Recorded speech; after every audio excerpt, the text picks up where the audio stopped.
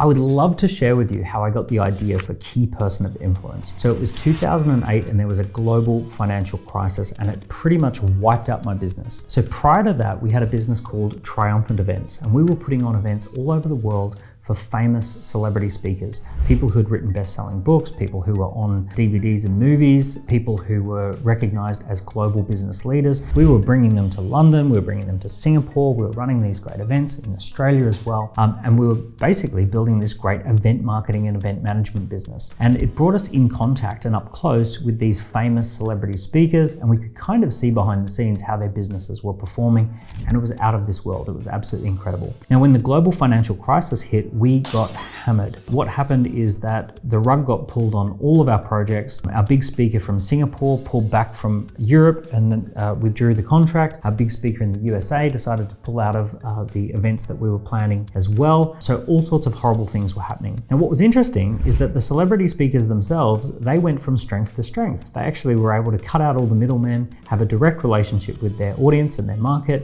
and they were able to launch new products and services, and they had a stunning success even as the world went into chaos. Our business turned out not to be so robust. So what happened with Triumphant Events is we discovered that we were a brokerage model business. And a brokerage model business means that we don't own any of the assets, we don't own any of the value.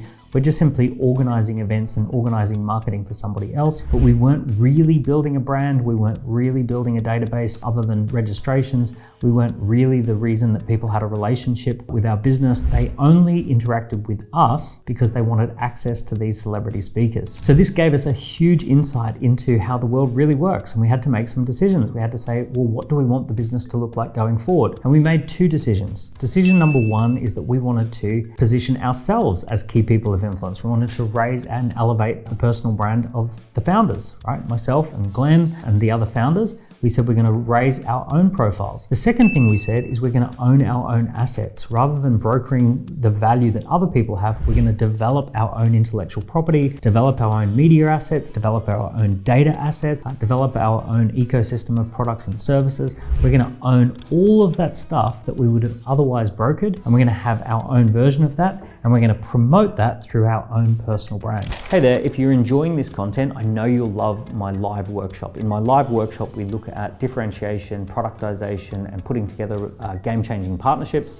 It's a really good live workshop. We interact, we do Q&A, so it's a little bit different from content. It's actually more of an interaction. If you would like to come and join me, there'll be a link somewhere below. Now let's get back to this video. So we made those decisions in 2009, and in 2010, I wrote about all of my insights around how these people perform, how they build their brand, and I put out the book Key Person of Influence. We launched the Key Person of Influence scorecard as a product for prospects to collect data.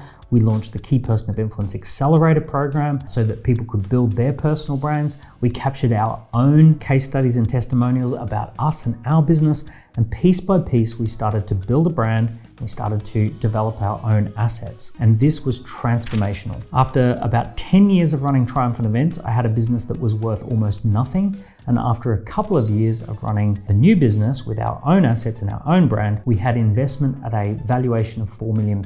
So very, very rapidly, we built a business where we could sell 10% for £400,000, and we could actually have a growth and a scalable journey. So it was absolutely incredible to say, wow, we can leverage this experience, this negative experience, into something positive. We can create our own IP off the back of it. That was an amazing experience, and I want to share that with you because I believe that you have probably in your past got some negative experiences, some positive experiences. You've probably achieved remarkable outcomes. You've solved complex problems.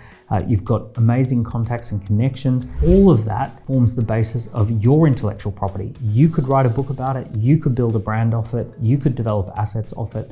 That could be your asset. And the thing I want to share with you is that in the times that we live in, it's incredible how fast, how reliably you can build something of value as soon as you correct and put your business on the right path. As soon as you put your strategy in alignment with the maximum amount of value creation, the speed at which you can start getting results is out of this world. So think about your last 5 years. What have been some of the high points? What have been some of the low points? What are some of the step-by-step strategies you've developed? What are some of the contacts and connections you've had? What are the problems and outcomes you've been able to deliver, right? Get all of that. Do some reflection, do some journaling, so that you can turn that into your brand and your assets. I have seen people absolutely change their lives with a few afternoons of reflection. They sit down with a journal, they reflect, they go through a guided process, and they absolutely figure out what is it that makes them valuable. And that reflection, that short window of reflection, is worth more than a year of just doing hard work. So I really want to encourage you, take the time to think what would be the game-changing step for your business, what would add the most value for your business, and then take that action. Do the work of discovering your intellectual property and building your brand. If you got something of value from that, please leave me a comment below. I read all the comments below. Let me know, what have you done in the last 5 years where you've helped someone, you've delivered a remarkable result, you can explain it step by step. What is something that relates to your intellectual property as you see it right now? Give this a like and a subscribe, and I look forward to seeing you soon.